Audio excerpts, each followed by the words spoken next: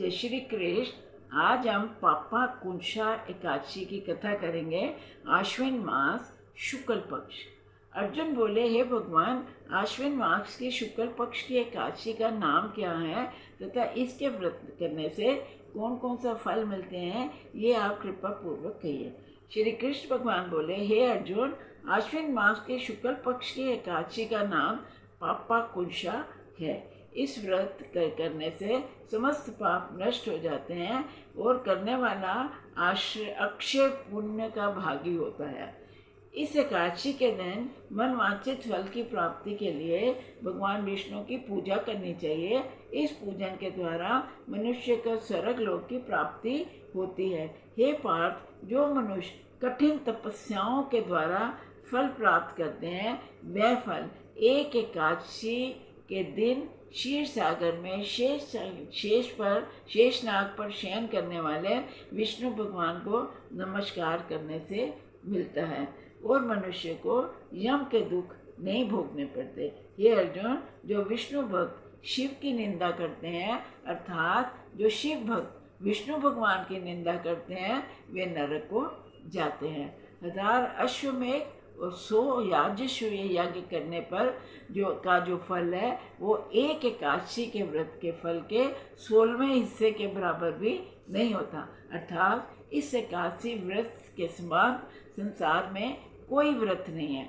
इस एकादशी के समान विश्व में पवित्र तिथि कोई नहीं है। जो मनुष्य एकादशी व्रत नहीं करते उन्हें पाप हमेशा घेरे रहते हैं। यदि कोई मनुष्य किसी कारणवश केवल इस एकादशी का उपवास करता है, उसे यम दर्शन कभी नहीं होते।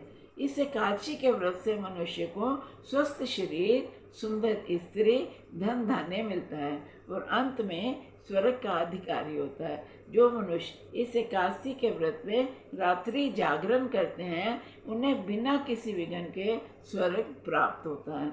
जो मनुष्य इस एकादशी का व्रत करते हैं, उनके मातृ पक्ष के 10 पुरुष, पितृ पक्ष के 10 पुरुष और स्त्री पक्ष के 10 पुरुष विष्णु का वेश धारण करके तथा सुंदर आभूषणों से युक्त होकर विष्णु लोक को चले जाते हैं। जो मनुष्य आश्विन मास की शुक्ल पक्ष की पापा कुंशा एकादशी को विधि पूर्वक करते हैं, उनको हरि लोक मिलता है। जो मनुष्य एकादशी के दिन भूमि, गो, अन्न, जल, उपाहन, वस्त्र, छत्र आदि का दान करते हैं, उन्हें यम के दर्शन कभी सपने में भी नहीं करने पड़ते।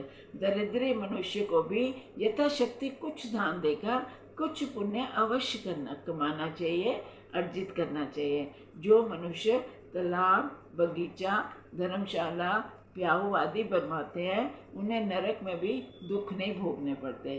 वह मनुष्य इस लोक में निरोगी, दीर्घायु वाले पुत्र और धन धान्य से पूर्ण होकर सुख भोगते हैं तथा अंत में स्वर्ग लोक को जाते हैं। उन्हें दुर्गति नहीं भोगनी पड़ती। अब हम पापा कुंशा एकादशी का कथा सार करेंगे, जो बहुत छोटा सा है। व्यक्ति को चाहिए वह पापों से बचने का दृढ़ संकल्प करे।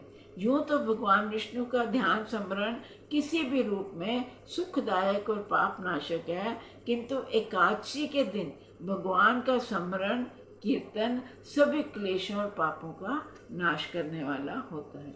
जय श्री कृष्ण।